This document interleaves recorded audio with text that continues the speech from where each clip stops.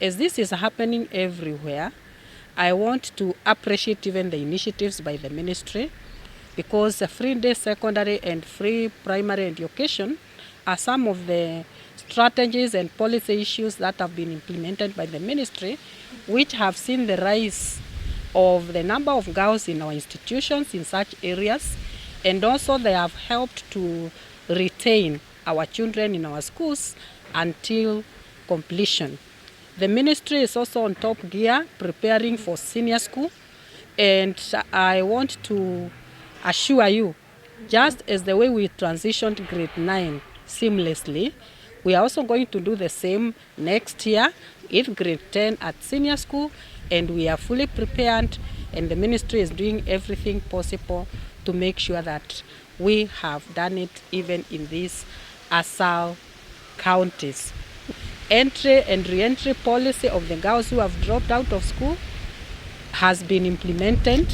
We have been able to mop them out in the villages, and we are going to do the same and bring them back to school.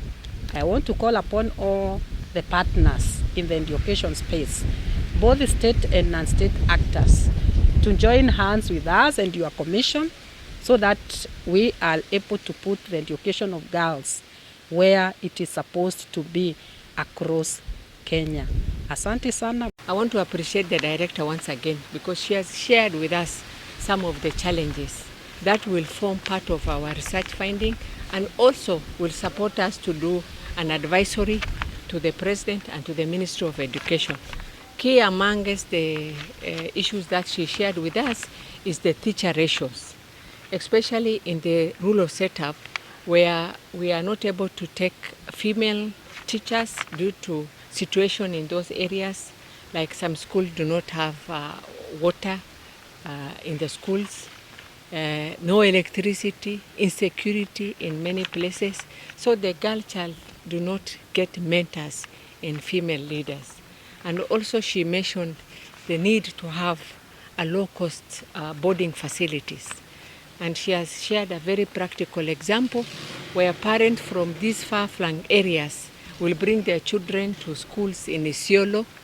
And since they do not have homes here, they are accommodated in a very small rooms in groups of 2, 3, 4, and then they go to day schools. This lack of parental guidelines exposes the young girls to other activities, including early pregnancies. So we will form whatever opinion that you shared with us, perspective, as part of our policy contribution to the Ministry of Education.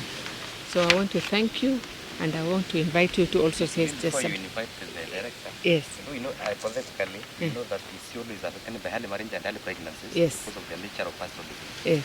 Thank you. I think for us, the mandate that national gender has been given by the Constitution will allow us to now bring this finding out in a form of policy.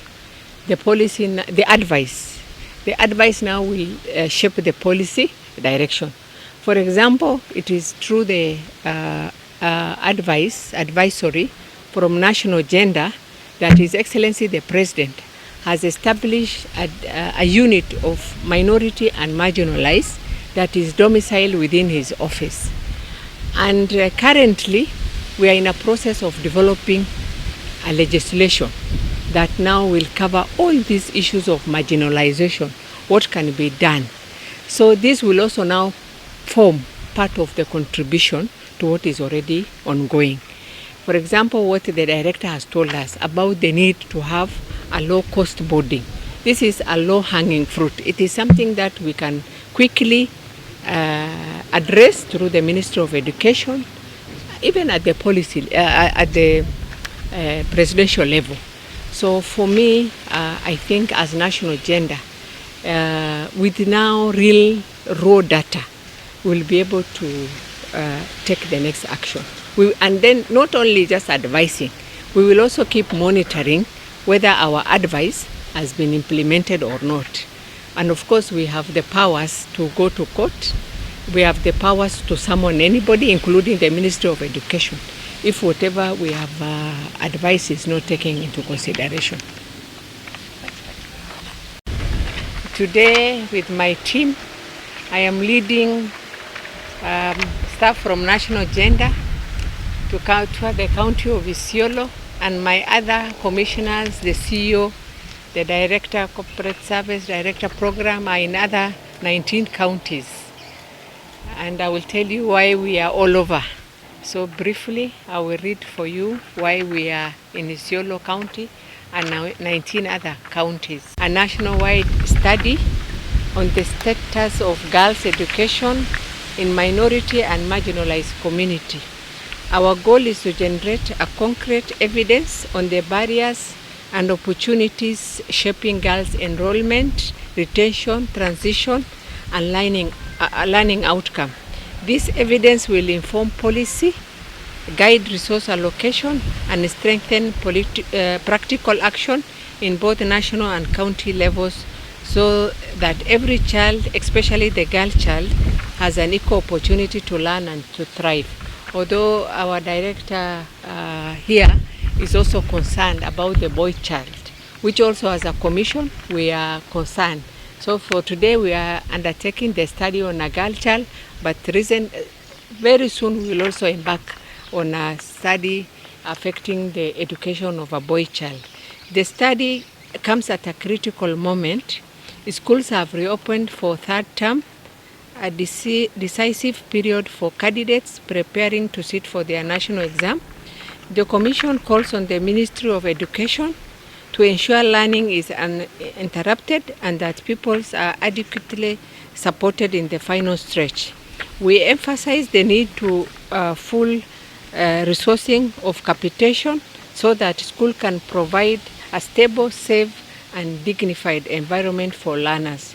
We know that when schools are underfunded, it is the girls who often bear the brunt through absenteeism, early dropout, or poor preparations.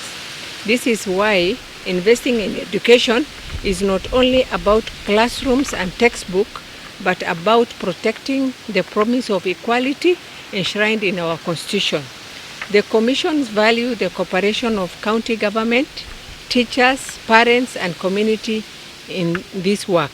Together, we can overcome the cultural, social, and structural barriers that keeps girls out of school and ensure that all children, regardless of who they are or where they come from, can realize their full potential through education.